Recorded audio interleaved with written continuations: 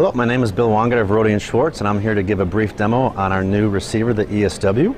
It comes in 8, 26, and 44 gigahertz, and what we're going to show today is the ease of use of the user interface, the speed of the time domain scan, and the EMI diagnostic capability of the real-time mode.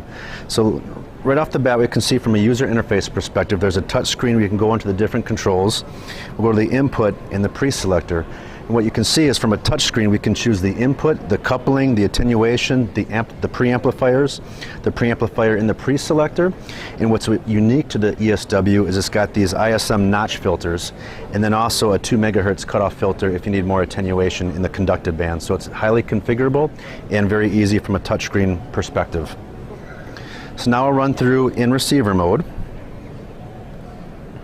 And we have this test automation user interface, so it gives a block diagram of doing a pre-scan, going in and capturing the peak list, and then doing a final measurement. So the scan table is where you set up the frequency ranges with the dwell times. And then peak search, you can choose your limit line. The trace and final measurement is where you choose the detectors for the pre-scan and the final measurement. Get the peak list here, the final result here, and the lists and settings here. So what we're going to do is we're going to scan the conducted band with the peak detector, and we're going to do it without time domain scan in a 15 millisecond dwell time. So you can see in a normal EMI receiver mode without time domain scan, it's spending 15 milliseconds at every frequency. So now what we want to do is show the speed of time domain scan. So now we turn on time domain scan, and you can see it's running in real time. So this is with the peak detector, but one of the powerful things is the capability to also do the quasi-peak detector. So we're going to go in there, we're doing the peak detector here, the quasi-peak detector here, and we're going to run it again.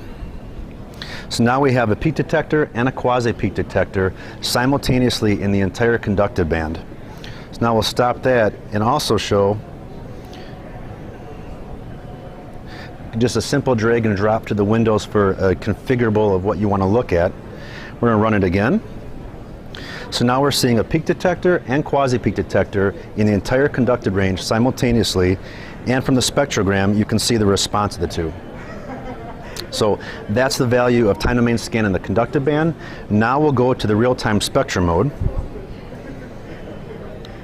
So we are attached to an over-the-air antenna, and this is we'll go to 2.44 gigahertz, span of 80 megahertz. So now we're looking at the Wi-Fi band and looking at all the Bluetooth and Wi-Fi carriers. The nice thing too is you can drag and drop different displays. So now you have the real-time persistence display and also the spectrogram display. So now what we're going to do is go back to receiver mode. And now we're going to scan from 600 megahertz or 400 megahertz to 600 megahertz. I'm going to turn off the quasi-peak detector. And what we're going to do is we're going to change the input to 2. So what this is, it's a comb generator for demonstration purposes. So it's a comb generator generating many frequencies, and we're pulsing it on and off.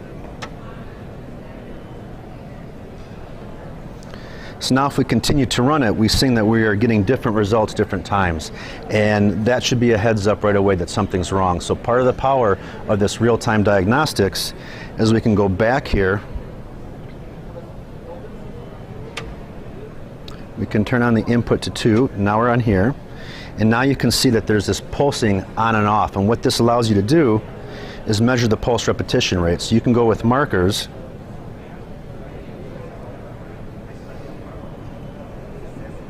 And you can see the different markers. And if you did a delta, you could measure that pulse repetition rate to be 400 milliseconds. So it's that diagnostic capability of what's going on in the spectrum. Go back to receiver mode. Now you can enter in what you learned from the diagnostics, put that into 400 milliseconds.